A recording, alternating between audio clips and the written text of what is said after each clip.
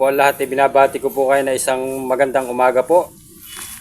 Ngayon po ay binalikan ko po yung isang Nikon na stand pan po na dating kasabay po nung wall pan na standard na ginawa ko po na hindi ko po natapos. Ito na po ang part 2 ng repair ko po. Yung aking pong tinister po bago ako umalis ay wala pong power ito. Pero good naman po ang motor nito. So yan, akin muna po itong babaklasin po ang kanyang mga parts at ating para makita po yung motor niya. So yan mga idol, nabaklas ko na po yung pinaka-cover nito. Natanggal ko na po yung mga screen nito. Ito po ang pinaka-motor po ng Nikon na stand pan. Ayan. Ito po yung akin lilinisin muna po. Tapos babaklasin ko po. At para makita ko rin po kung ano pong problema nito sa kung okay pa ang kanyang bushing at shafting. Yan muna po kayo. So ito na po ang windings ng Nikon stand pan. Ayan po. Akin na pong binisita kung anong problema nito. Napansin ko po ang kanyang shafting. May kaunting gas-gas. Aking nilihan na rin po para siguradong hindi siya papalitan kung pwede pa siya. Nahabol pa naman po sa Liha 1000 ang shafting niya kaya hindi po ito papalitan. Kaya nga lang po ang kanyang bushing ay papalitan na po 2 piraso. Ito po dahil may mga kaunting gas-gas na po ay papalitan ko na po para sigurado. Saka po itong kanyang kapasitor. Papalitan ko na rin po kasi ang nasusukat na lang po dito yung 1.1 UF. Ito po yung 1.5. Ayan. Saka po yung kaya po ito walang power kasi sira po yung thermal niya sa power. Ayan, akin pong gagawin po yung pinaka-thermal fuse po niyan. Lalagyan ko muna po. Tapos, ang sunod ko pong gagawin ay magpapalit po ako ng bushing. Ayan.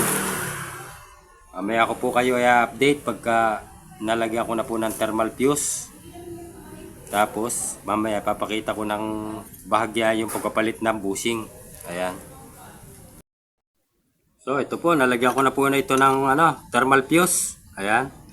Kung mapapansin nyo po, ito po ay bypass pero may fuse pa rin po ito. Ang isa pong linyang galing sa thermal fuse ay dito ko po itinap sa kulay gray. Kaya po naging dalawa po ito. Itong linya na ito, itong wiring na ito. Ari naman po isa capacitor niya. Yan, isang capacitor. Linya ng capacitor yan. Tapos yung isa naman po dito, nagaling din sa thermal fuse. Hinanap ko po dito yung isang common. Ito po kulay black. Yan. Dito po itinap yung isang paa po na isang thermal fuse. Yan. Kaya po i-bypass pero may thermal fuse pa rin dahil kailangan po tayo ay mag-ingat sa paglalagay po ng thermal fuse dahil po pagka po ating hinalughog pa yan, baka tayo po maputulan pa dyan ng windings. Kaya ang ginagawa ko po dito, pag magkakabit po ng thermal fuse, kailangan bypass na lang po, sa ibabaw na lang po yan ilalagay.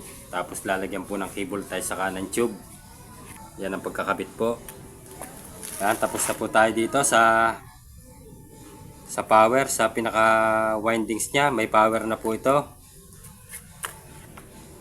Kaya ating susunod na po itong pagpapalit ng bushing. Ayan.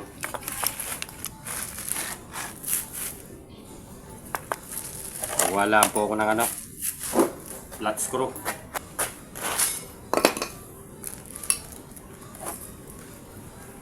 Ito po ang 2 bushing kong pamalit. Bago po ito. So, ito, unahin ko muna po itong panlikod na housing ng motor. Tanggalin ko po ang bushing nito. Gumamit tayo ng flat screw saka martilyo. Ayan. Ito po yung lumang bushing. Ayan. Tapos ating gumamit ulit tayo ng flat screw. Ating sungkitin naman ito.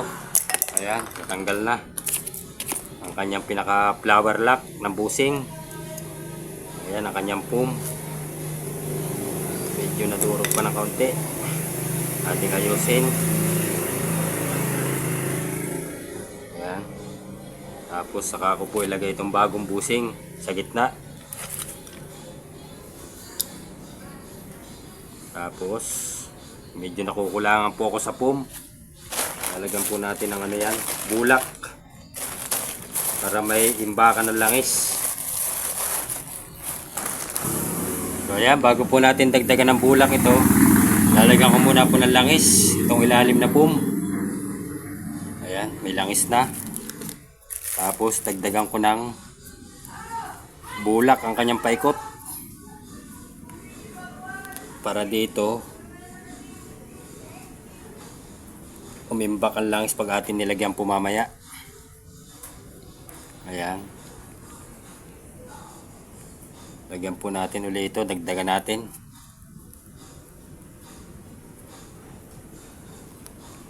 Ayan.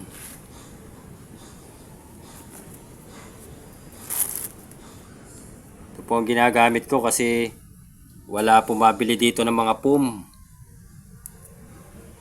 Matagal ko na po itong subok, itong paggamit ng bulak. Siguro po yung mga ano na rin, mga 15 years na rin po nakalipas. Ayan, tapos lagyan ko po ng ano, lagyan natin ng langis ang paikot niya para si basa lang ng langis. Ayan, lagyan natin ng medyo yan.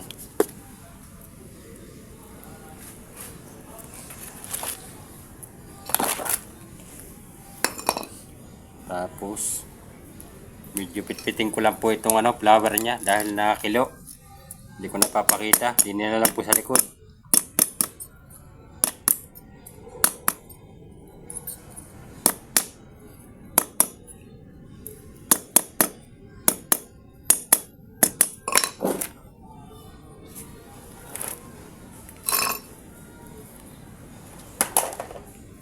Punasan ng kaunti. Ayan. Tubo. Maliit. Ang forma. Saka natin babanatan yan sa tabihan pagka naisuot natin ng ayos. Akin muna po itong puporma dito. Yan. Kaunti pa. Yan. Pagka naiporma po, lagyan ng tubo. Tapos pukpukin ng bahagya. Ayan. Pumorma na siya. Tapos ating pupukpukin ng dahan-dahan dito para sumuot ng ayos yung flower lock ng busing. Ayan. Hindi pa lumusot. Umaangat. Tsaga-tsaga lang po sa pagkakabit ng ganito. Kailangan medyo mahaba ang pasensya po dito. Kasi minsan po ito pag pinokpok natin basta na lang ito lumilipad. Kahit walang pakpak. Ayan, hindi pa may suot ng ayos ni Dan Eds. Ayan, nakukumpit pa. Tsaga-tsaga.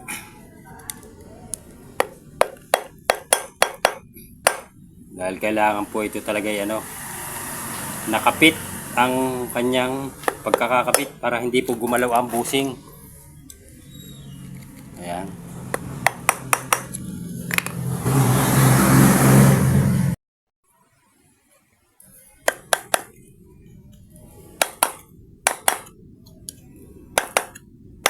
So ayan, naisuot na po natin ang ayos.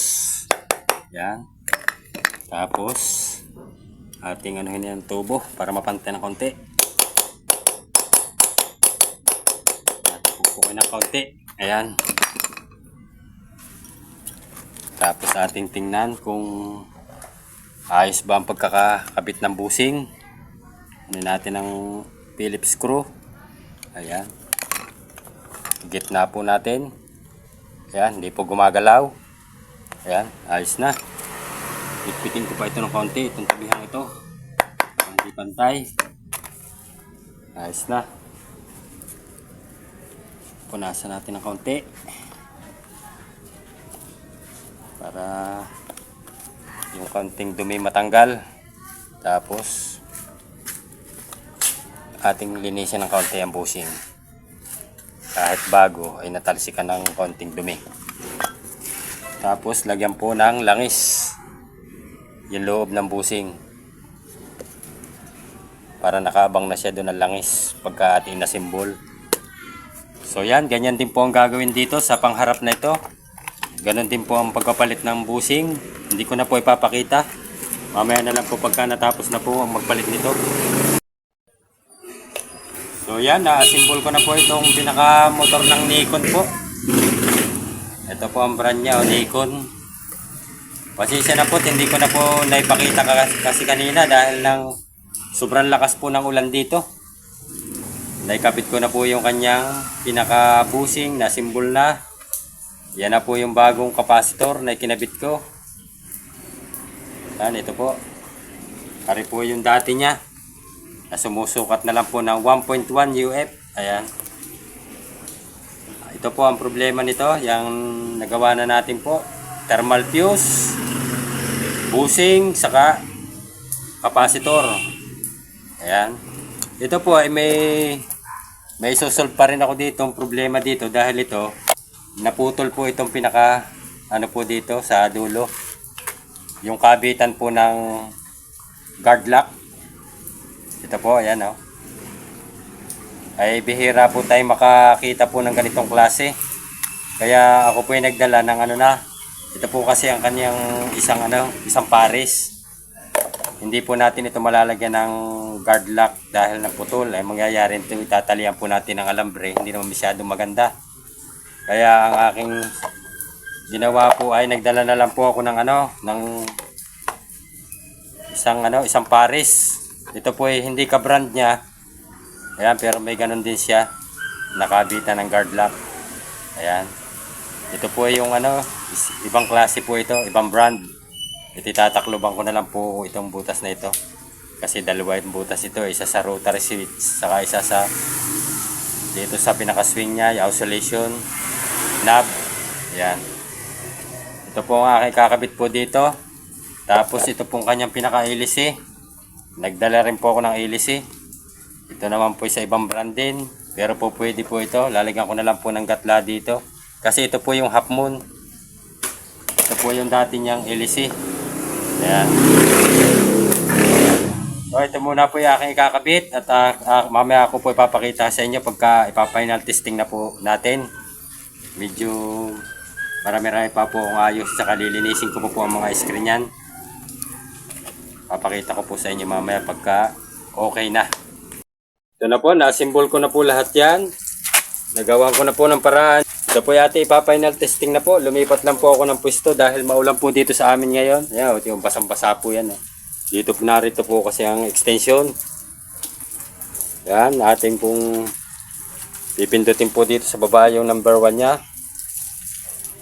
Ayan. Umikot po agad ang kanyang hélice.